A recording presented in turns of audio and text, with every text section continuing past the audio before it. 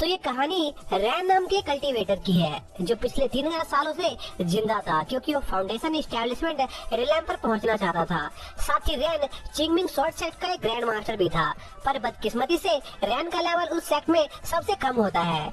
जिसके बाद जब एक दिन चिंगमिंग शॉर्ट सेट के डिसाइपल सफाई कर रहे होते हैं, तभी उनमें से एक डिसाइपल को स्पिरिचुअल पूल में से कुछ अजीब सी चीज नोटिस होती है और देखते ही देखते वहाँ का पूरा आसमान काला पड़ जाता है। तभी उन सभी डिसाइपल्स पर आसमान से थंडर स्ट्राइक की बारिश होने लगती है और साथ ही कुछ थंडर बीस्ट भी उन पर अटैक कर देते हैं, जिस वजह से कई डिसाइपल्स की मौत हो जाती है। और यह सब देखकर ऐसा लग रहा था कि आज वो सभी डिसाइपल मारे जाएंगे, लेकिन तभी वहाँ पर सेक्ट लीडर आ जाते हैं जिन्हें उन मॉन्स्टर पर बहुत गुस्सा आता है क्योंकि उन मॉन्स्टर ने शॉर्ट साइड के कुछ इमारतों को तोड़ दिया था। इसलिए वो अपने डिसाइपल्स को एक साथ मिलकर उन मॉन्स्टर का सामना करने को कहते हैं, जिस पर उनके बीच एक खतरनाक लड़ाई शुरू हो जाती है। इसी बीच हम एक आदमी को देखते हैं जो दूर से ये सब देख रहा होता है और असल में वही आदमी ये सब करवा रहा था। इसी बीच हम रैन को देखते हैं जो अपनी कल्टीवेशन कर रहा होता है और इस वक्त वो चीज स्पिरिट रिलैम पर होता है और फाउंडेशन इस्टेब्लिशमेंट रिलैम पर पहुंचने की कोशिश कर रहा होता है, पर बदकिस्मती से वो इस बार भी फेल हो जाता है, जो देखकर रैन को बहुत गुस्सा आता है क्योंकि वो इतनी कोशिशों के बाद भी फाउंडेशन इस्टेब्लिशमेंट रिलैम पर नहीं पहुंच पा रहा था। इसलिए वो गुस्से में कुछ इमोटल्स को बुरा भला कहने लगता है जिनकी वो पूरा करता था। तभी रैन को एक धमाके की आवाज सुनाई देती है और उसकी नजर उसके सेक्ट पर जाती है जहाँ पर लड़ाई चल रही थी, जो देखकर रैन बहुत घबरा जाता है। इसी बीच उन बीस्ट और चिंगमिंग शॉर्ट सेट के लोगों के बीच लड़ाई चल रही होती है, पर चिंगमिंग शॉर्ट सेट के लोगों को उन बीस्ट से लड़ने में काफी दिक्कत आ रही होती है क्योंकि वो बीस्ट बहुत ज्यादा ताकतवर थे, जो देखकर जू 7 स्टार माउंट से रैन को मदद के लिए बुलाने का फैसला करता है। तभी हम रैन को देखते हैं जो कुछ केबल्स की मदद से अपने सेक्ट जा रहा होता है क्योंकि रैन का लेवल अभी फिलहाल बहुत कम था, इसलिए वो उड़ने के लिए अपनी शॉट का इस्तेमाल नहीं कर सकता था, जिससे उसे बहुत गुस्सा आ रहा होता है। इसी बीच रैन की मुलाकात उसके सेक्ट के एक आदमी से होती है जो वहाँ पर रैन को बुलाने आया था, पर वो आदमी ये नहीं जानता था कि रैन अपनी फ्लाइंग शॉट का यूज नहीं कर सकता है, इसलिए वो गलती से रैन की इंसल्ट कर देता है, जो देखकर रैन उस आदमी की शॉट लेकर वहाँ से चला जाता है। इसी दौरान चिंगमिंग शॉर्ट सेट के लोग अभी भी उन बीस्ट से लड़ रहे होते हैं, लेकिन तभी अचानक से वो बीस्ट एक विसल की आवाज सुनकर वहाँ से भाग जाते हैं, जो देखकर वो लोग बहुत हैरान होते हैं। लेकिन तभी उन्हें किसी की हंसने की आवाज सुनाई देती है और जू देखता है कि वो आदमी असल में डीमन सेक्ट का सुप्रीम एल्डर है जिसका नाम फो होता है, जो देखकर जू बहुत हैरान होता है क्योंकि उसे लग रहा था कि फो अभी इमॉर्टल टेस्ट दे रहा होगा, जिस पर फो जू से कहता है कि उसने उस टेस्ट को पूरा कर लिया है और सबूत के तौर पर वो जू को अपनी बॉडी दिखाने लगता है। तभी जू फो से पूछता है कि आखिर वो यहाँ पर क्या करने आया है, जिस पर फो कहता है कि वो यहाँ पर रैन को उससे लड़ने के लिए चैलेंज करने आया है, जिस पर जू फो से कहता है कि रैन फिलहाल अपनी कल्टीवेशन में बिजी है, इसलिए वो उससे नहीं लड़ सकता है। इसलिए जू फो को लड़ने के लिए किसी और आदमी को ढूंढ लेने को कहता है, जिस पर फो बताता है कि उसने रास्ते में कई लोगों से लड़ाई की और उसे उन लोगों से पता चला कि रैन अभी अपनी कल्टीवेशन कर रहा है, इसलिए वो अपने कुछ बीस्ट के साथ रैन से मिलने आया था। जो सुनकर जो समझ जाता है कि फो ही वो आदमी है जिसने उनके सेक्ट पर उन बीस्ट से अटैक करवाया था,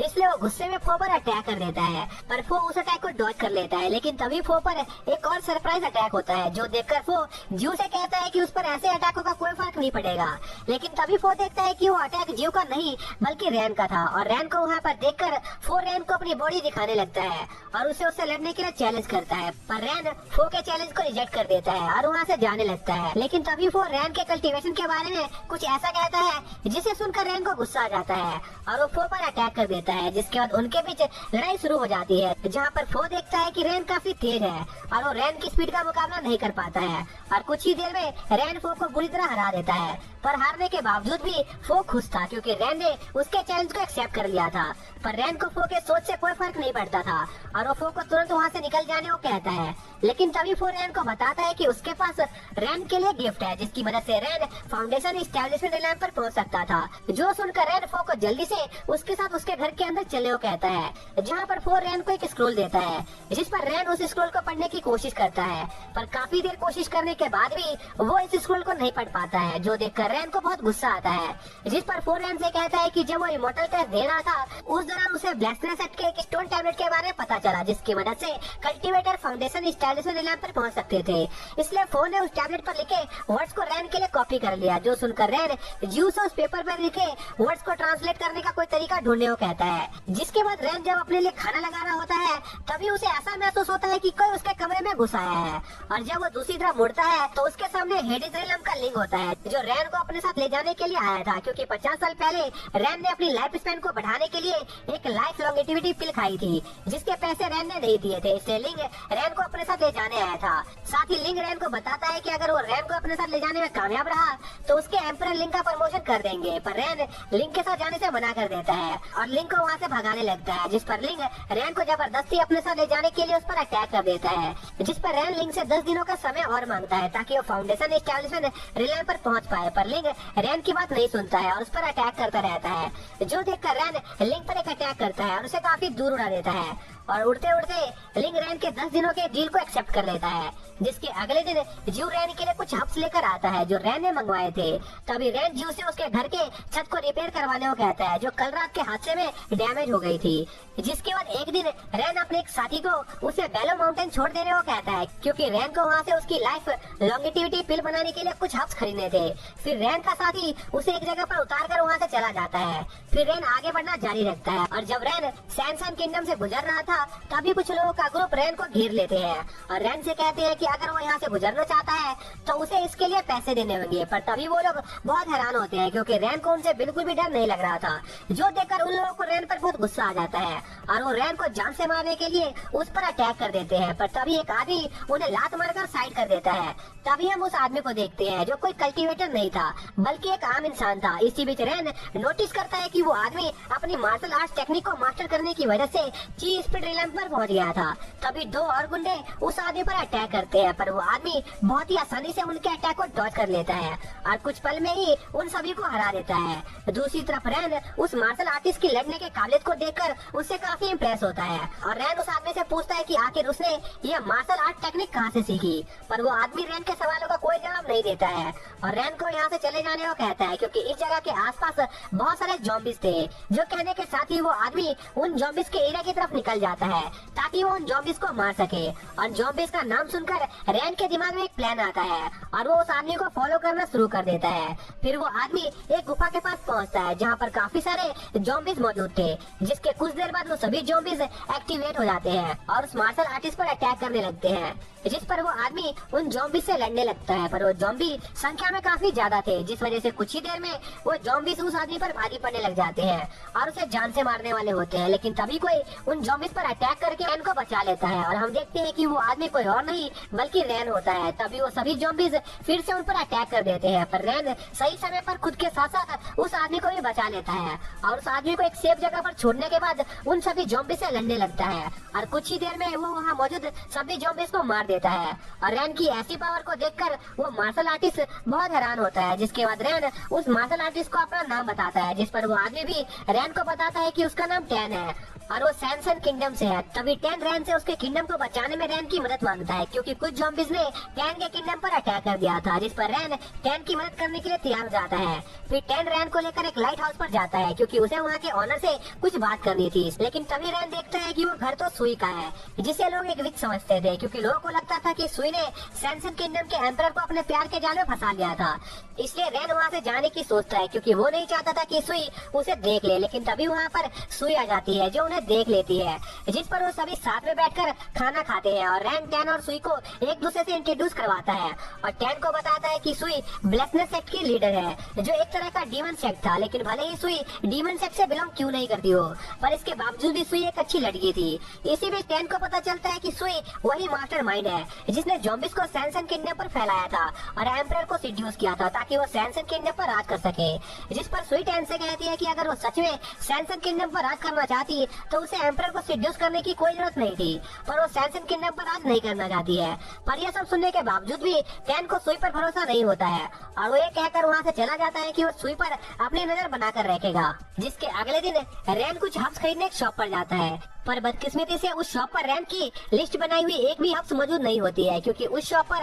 आज सुबह ही कुछ सोल्जर्स आए थे जो उस शॉपकीपर से उसका सारा सामान खरीद कर ले गए। तभी वहाँ पर दो सोल्जर्स आ जाते हैं जो उस शॉप ओनर से पूछते हैं कि क्या उसका कोई बेटा है या नहीं, क्योंकि उस किंगडम के एम्परर को एक रिचुअल के लिए एक छोटे से बच्चे की जरूरत थी। जो सुनकर रैन को एक आइडिया आ जाता है और वो खुद एक छोटा बच्चा बनकर उन्हें बेवकूफ बनाने की कोशिश करने लगता है। और उस बच्चे को वहाँ देखकर वो सोल्जर्स काफी खुश हो जाते हैं, क्योंकि अब उन्हें एक बच्चे को ढूंढने के लिए ज्यादा भटकने की जरूरत नहीं थी। इसी दौरान हम उस किंगडम के एम्परर का सीन देखते हैं जो कि अपने सेरेमनी की तैयारी कर रहे होते हैं। पर तभी वहाँ पर प्रिंसेस रोई आ जाती है, जिसे देखकर रैन काफी ज्यादा शॉक होता है, क्योंकि प्रिंसेस रुई बिल्कुल टकान की तरह दिखती थी। इसी बीच एक आदमी रैन के लिए खाना लेकर आता है, जिस पर रैन उस आदमी से वर्शिप सेरेमनी के बारे में पूछता है, जिस पर वो आदमी रैन को बताता है कि वर्शिप सेरेमनी अभी से कुछ दिनों बाद इंपीरियल टॉम के पास शुरू होगी, जहाँ पर रैन को भी ले जाया जाएगा, क्योंकि उस सेरेमनी में रैन का एक इम्पोर्टेंट रोल था। जो कहने के साथ ही वो आदमी वहाँ से चला जाता है और इंपीरियल टॉम का नाम सुनकर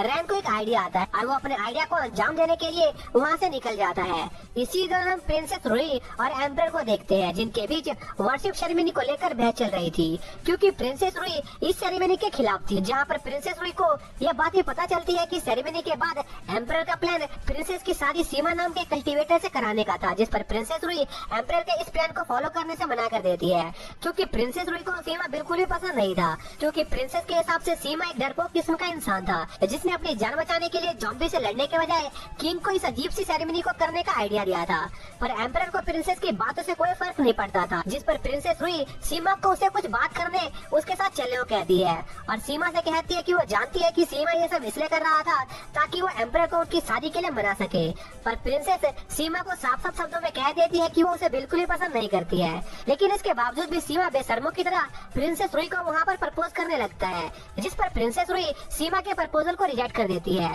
लेकिन इसमें प्रिंसेस के हाथ में एक कांटा चुभ जाता है, जिससे उनके हाथ से खून बहने लगता है और वो वहाँ से चली जाती है। लेकिन प्रिंसेस को ये बात पता नहीं होती है कि सीमा ने ऐसा जानबूझकर किया था ताकि वो प्रिंसेस का थोड़ा सा खून हासिल कर सके। और उसी शाम को रैन इंपीरियल टॉम में एंटर करता है और वहाँ पर सभी कब्रों से कीमती सामान की चोरी करने लगता है। इसी दौरान रैन की नजर एक ड्रैगन ब्लेड पर जाती है, जिस पर रैन उस ब्लेड को भी चुराने की कोशिश करता है, पर उस ब्लेड को छूते ही उस टॉम में मौजूद सभी ट्रैप्स एक्टिवेट हो जाते हैं, जिससे रैन की डेथ होने वाली होती है। पर तभी कोई रैन को जल्दी से पीछे खींचकर उसकी जान बचा लेता है और हम देखते हैं कि वो शख्स टकान था। पर रैन और टकान एक दूसरे को वहाँ पर देखकर काफी ज्यादा शॉक होते हैं और एक दूसरे से उस जगह पर आने का कारण पूछने लगते हैं। लेकिन हम देखते हैं कि वो दोनों ही एक दूसरे से झूठ बोल रहे होते हैं, क्योंकि वो दोनों ही एक दूसरे को अपने वहाँ आने का असली मकसद नहीं बताना चाहते थे। पर टकान जानती थी कि रैन बस वहाँ पर चोरी करने आया था, जिसके बाद वो दोनों उस टॉम को एक्सप्लोर करना जारी रखते हैं और फर्स्ट एम्परर के टॉम को ढूंढने में कामयाब हो जाते हैं,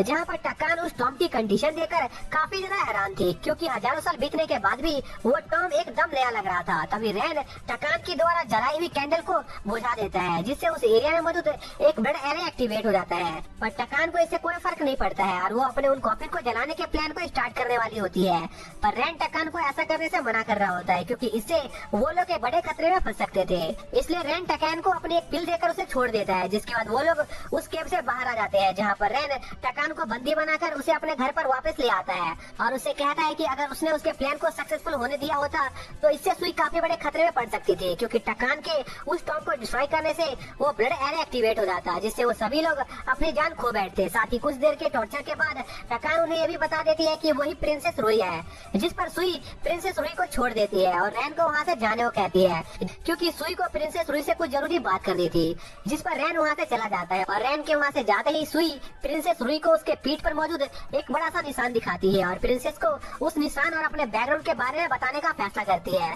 जहाँ पर सुई प्रिंसेस को बताती है कि वो असल में एक ह्यूमन और डीमन किंग की बेटी है। पर जब वो छोटी थी उस समय उस डीमन किंग ने उसे और उसकी माँ को मारकर उनसे पीछा छुड़वाने की कोशिश की थी, लेकिन उसकी माँ ने खुद को सेक्रीफाइस करके उसकी जान बचा ली थी। पर डीमन किंग ने ये कभी नहीं सोचा था कि उनकी ये बेटी ही उनके ब्लड लाइन की पावर को इनहेरिट कर लेगी, इसलिए वो डीमन किंग सुई को वापस से डीमन रिलैम में बुलाना चाहते हैं। और यही कारण था कि डीमन किंग सुई को ज़ॉम्बीज़ के पीछे होने का कारण दिखाकर उसे जान से मरवाना चाहते थे ताकि उनकी बेटी वापस से उनके पास आ सके और वो अपनी आर्मी को फुल पावर के साथ कंट्रोल कर सके। तभी सुई रैन को वापस से कमरे के अंदर बुलाती है ताकि रैन प्रिंसेस को उनके पूरे प्लान के बारे में बता सके, जिस पर रैन ऐसा करना शुरू कर देता है। फिर हम अगले दिन का सीन देखते हैं जहाँ पर वॉरशिप सेरेमनी का टाइम आ गया होता है। पर तभी सीमा देखता है कि उन लोगों ने जिन बच्चों को सैक्रिफाइस के तौर पर बंदी बनाकर रखा हुआ था वो सभी अपनी जगह से गायब थे। इसी बीच सुई उन बच्चों के साथ मिलकर वहाँ पर आ जाती है और सीमा को डीमन किंग से बात कहने को कहती है कि वो कभी भी अंडरवर्ल्ड उनके पास वापस नहीं आने वाली है। तभी रैन के हाथ सीमा की बॉडी से निकलता हुआ एक लीफ लगता है, जिसे देखकर रैन समझ जाता है कि सीमा उसी मॉन्स्टर का बेटा था जिसे उसने मारा था। और सीमा को जैसे ये बात पता चलती है कि रैन ही वो शख्स था जिसने उसकी माँ को मारा था, तो सीमा अपने ट्रू मॉन्स्टर फॉर्म में आ जाता है और रैन पर तब तक हमला करना जारी रखता है जब तक कि वो रैन को हिट न कर दे, जिस पर रैन भी सीमा पर हमला करना शुरू करके उसे कई सारे फर्नीचर में बदलने लगता है। जिसके बाद रैन और सुई उस मॉन्स्टर से फाइट करने लगते हैं, जहाँ पर उन्हें पता चलता है कि उन्होंने जो रेड एरे देखा था वो एम्पायर खुद वहाँ पर लेकर आए थे ताकि वो अपने किंगडम में मौजूद सभी लोगों की जान को सैक्रिफाइस करके खुद को वापस से जिंदा कर सके। इसलिए वो मॉन्स्टर सुई को समझाने की कोशिश करती है कि वो लोग इंसानों को जितना ज्यादा घिनौना समझते थे, इंसान उनसे भी कई ज्यादा घिनौने हैं। इसलिए सुई को वापस डीमन रिलैम उसके साथ चलना चाहिए, पर सुई ऐसा करने से साफ इनकार कर देती है। इस पर सीमा मरने से पहले अपने पास में मौजूद सुई के ब्लड का यूज करता है और रेड एरे को एक्टिवेट कर देता है, जिससे एक प्लांट आसपास मौजूद सभी स्टूडेंट पर हमला करना स्टार्ट कर देते हैं और उन सभी का ब्लड अब्सॉर्ब करना शुरू कर देते हैं। जिस पर सुई और रैन उस रेड एरे को रोकने का कोई तरीका सोचने लगते हैं और वापस से इंपीरियल टॉम में जाकर कुछ प्लान बनाने लगते हैं, जहाँ पर सुई रोई से कहती है कि उनके पास 2 प्लान है और अगर वो लोग अपने पहले प्लान को फॉलो करते हुए उस रेड एरे को डिस्ट्रॉय करने की कोशिश करेंगे तो इसमें उसकी सिटी के 10,000 से ऊपर के लोगों की जान चली जाएगी, जिसके लिए प्रिंसेस बिल्कुल भी तैयार नहीं होती है। जिस पर सुई प्रिंसेस को उनका प्लान भी बताती है, जिसके लिए उन्हें प्रिंसेस की जरूरत थी, क्योंकि इस प्लान के अंदर वो लोग प्रिंसेस रुई के ब्लड का इस्तेमाल करके उस रेड एरे को डिस्ट्रॉय करने का फैसला करते हैं। लेकिन इसमें प्रिंसेस की जान को काफी ज्यादा खतरा था, क्योंकि ओल्ड एम्परर उनकी इस पूरी कोशिश के दौरान प्रिंसेस का ब्लड अब्सॉर्ब करना जारी रखेगा, जिससे हो सकता था कि प्रिंसेस की मौत हो जाए। पर प्रिंसेस लोग की जान खतरे में नहीं डालना चाहते थे, इसलिए वो प्लान बी को फॉलो करने का फैसला करती है और इंपीरियल टॉम के मेन चेंबर में पहुंच जाती है, जहां पर प्रिंसेस की मुलाकात ओल्ड एम्परर से होती है और प्रिंसेस को पता चलता है कि आज उन लोगों पर जिन ज़ॉम्बीज़ का अटैक हो रहा था उन्हें खुद ओल्ड एम्परर ने क्रिएट किया था ताकि वो वापस से जिंदा हो सके। जो देखकर प्रिंसेस अपने प्लान को एग्जीक्यूट करके रेड एरे और ओल्ड एम्परर को खत्म करने का फैसला करती है, पर तभी ओल्ड एम्परर प्रिंसेस के पास आकर उसका ब्लड अब्सॉर्ब करना शुरू कर देता है। इसी बीच प्रिंसेस रेड एरे को डिस्ट्रॉय करने में कामयाब हो जाती है और ऐसा होते ही रैन तुरंत प्रिंसेस की मदद करने चला जाता है और ओल्ड एम्परर पर अपने शॉट से अटैक करके उन्हें पीछे धकेलने लगता है। और रैन की शॉट टेक्निक को देखकर ओल्ड एम्परर को लगता है कि रैन बस चीर लैम्प पर मौजूद एक काफी कमजोर वॉरियर है, पर रैन ओल्ड एम्परर के इस गलतफहमी का फायदा उठाकर उन पर लगातार हमला करना जारी रखता है और वे कुछ ही देर में बुरी तरह से ओवरपावर कर देता है। जो देखकर ओल्ड एम्परर को यह बात समझ नहीं आ रही थी कि आखिर एक चीर लैम्प पर मौजूद वॉरियर इतना ज्यादा शक्तिशाली क्यों था। पर इससे पहले कि एम्परर और कुछ बोल पाते, रैन ओल्ड एम्परर को वापस से उनके टॉम में सील कर देता है और प्रिंसेस को हील करने के लिए उन्हें वापस से सरफेस पर लेकर आ जाता है, जहाँ पर सुई प्रिंसेस के घाव को हील करना शुरू कर देती है। तभी प्रिंसेस रैन से रिक्वेस्ट करती है कि वो इंपीरियल टॉम को पूरी तरह से डिस्ट्रॉय कर दे, क्योंकि वही इन सब का कारण था। जिस पर रैन अपने एक अटैक से उस पूरे टॉम को डिस्ट्रॉय कर देता है और उस जगह को जलता हुआ देखकर रैन को अपने बचपन की याद आने लगती है, जहाँ पर उसकी मुलाकात एक अजीब से आदमी से हुई थी। जिसके साथ ये पार्ट यहीं पर खत्म हो जाता है। तो दोस्तों, इंपीरियल टॉम को डिस्ट्रॉय करने के बाद वहाँ मौजूद लाशों को देख रहा होता है, जिन्हें देखकर उसे उसके बचपन की याद आ जाती है, जहाँ पर उसकी मुलाकात पहली बार उसके मास्टर से होती है, जो कि उसे उनकी तरह कल्टीवेटर बनाने का ऑफर देते हैं, जिसे रैन तुरंत एक्सेप्ट कर लेता है। और जब रैन अपने पास्ट के बारे में सोच ही रहा होता है, उसी दौरान वहाँ पर लिंग आ जाता है, जो वहाँ पर उस टॉम में मौजूद सभी लोगों की स्पिरिट को कलेक्ट करने आया था। इसी दौरान हम सुई और प्रिंसेस रुई का सीन देखते हैं, जहाँ पर सुई प्रिंसेस को हील कर रही होती है। तभी प्रिंसेस सुई से पूछती है कि आखिर रैन चीर लैम्प पर मौजूद होने के बाद भी इतना ज्यादा पावरफुल कैसे है। पर सुई प्रिंसेस को बताती है कि रैन की चीर लैम्प दूसरे कल्टीवेटर्स के मुकाबले काफी ज्यादा स्पेशल है। ऊपर से रैन चिंगमिंग शॉर्ट सेट का ग्रैंड मास्टर भी था, जो कि सबसे पावरफुल चीर लैम्प वॉरियर प्रोड्यूस करने के लिए काफी ज्यादा फेमस थे। साथ ही रैन का चीर लैम्प इसलिए भी काफी ज्यादा स्पेशल था क्योंकि रैन पिछले 3000 सालों से चीर लैम्प पर ही मौजूद था, लेकिन इसके बावजूद भी कई सारे पावरफुल सभी डीमंस रैन की काफी ज्यादा इज्जत करते थे और उसे स्वॉर्ड मास्टर के नाम से बुलाते थे। जो सब सुनकर रुई रैन की स्टूडेंट बनने का फैसला करती है, जिसके अगले दिन एम्पर रैन की मदद के लिए उन्हें शुक्रिया करते हैं और रुई को उसके नए स्टूडेंट के तौर पर एक्सेप्ट करने के लिए कहते हैं। पर रैन प्रिंसेस को अपनी स्टूडेंट के तौर पर सिलेक्ट करने से मना कर देता है, क्योंकि रैन फिलहाल के लिए किसी भी स्टूडेंट को ट्रेन करना नहीं चाहता था। जिसके 2 दिन बाद हम लोग लिंक को देखते हैं, जो रैन को अपने साथ ले जाने आया होता है, पर रैन लिंक के साथ आने से मना कर देता है। जिस पर लिंक और रैन के बीच फाइट होने लगती है, क्योंकि रैन की लाइफ स्पैन कब की खत्म हो गई थी। इससे लिंक एक पोर्टल खोलकर रैन को आफ्टर लाइफ में ले जाने की कोशिश करता है, पर रैन उल्टा लिंक को ही उस पोर्टल में धकेल देता है और वहाँ से जाने लगता है। पर तभी लिंक अपने स्टाफ की मदद से रैन को पकड़ लेता है और उसे उस पोर्टल के अंदर खींचने की कोशिश करने लगता है। तभी कोई रैन के पास उसकी लाइफ लॉन्गेटिविटी पिल को थ्रो करता है, जिससे रैन की लाइफ 5 साल बढ़ जाती है और लिंक को रैन को वहीं पर छोड़कर जाना पड़ता है। और हम देखते हैं कि वो पिल सुई ने रैन को दी होती है। फिर हम कुछ दिनों बाद का सीन देखते हैं, जहाँ पर रुई चिंगमिंग शॉर्ट सेट पहुँच जाती है ताकि वो रैन को एक बार फिर से उसके स्टूडेंट के तौर पर लेने के लिए मना सके।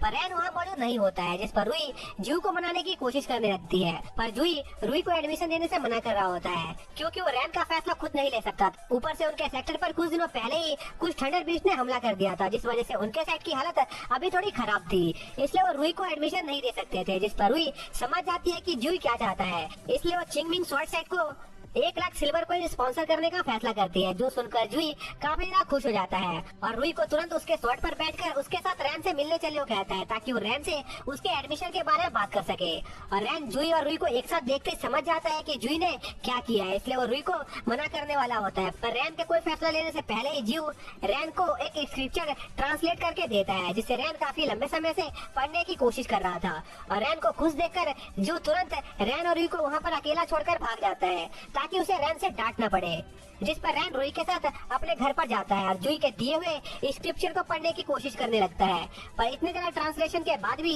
रैन उस स्क्रिप्चर को पढ़ नहीं पा रहा था। तभी रैन देखता है कि रुई उन स्क्रिप्चर को ट्रांसलेट कर पा रही होती है, इसलिए रैन रुई को अच्छी तरह ट्रीट करने लगता है ताकि रुई उसे स्क्रिप्चर ट्रांसलेट करके दे सके। पर रुई समझ जाती है कि ये उसके लिए अच्छा मौका है और वो स्क्रिप्चर का फायदा उठाकर रैन को उसे उसका स्टूडेंट बनाने के लिए कहती है, वरना वो रैन के लिए वो स्क्रिप्चर ट्रांसलेट नहीं करेगी। जिस पर रैन के पास कोई चारा नहीं बचता है और वो रुई की बात मान जाता है, जिस पर रुई अपनी पूरी मेहनत करके उस स्क्रिप्चर को ट्रांसलेट करने लगती है और रैन बड़ी बेसब्री से उस स्क्रिप्चर के ट्रांसलेट होने का इंतजार कर रहा होता है। और 2 घंटे बाद रुई उस स्क्रिप्चर को ट्रांसलेट करने में कामयाब हो जाती है, जिस पर रैन एक्साइटेड होकर उस स्क्रिप्चर को पढ़ने जाता है। पर रुई की राइटिंग काफी ज्यादा गंदी होती है, जिस वजह से रैन उस स्क्रिप्चर को पढ़ नहीं पा रहा होता है, इसलिए वो रुई से उस स्क्रिप्चर में क्या लिखा हुआ है वो बताने को कहता है। जिस पर रुई रैन को बताती है कि उस स्क्रिप्चर में लैंड ऑफ इमॉर्टल के बारे में लिखा हुआ था, जो कि एक ऐसा इमॉर्टल था जो कि उनकी दुनिया से बिलोंग करता था, जिसे मारने की पावर किसी भी इंसान के पास मौजूद नहीं थी।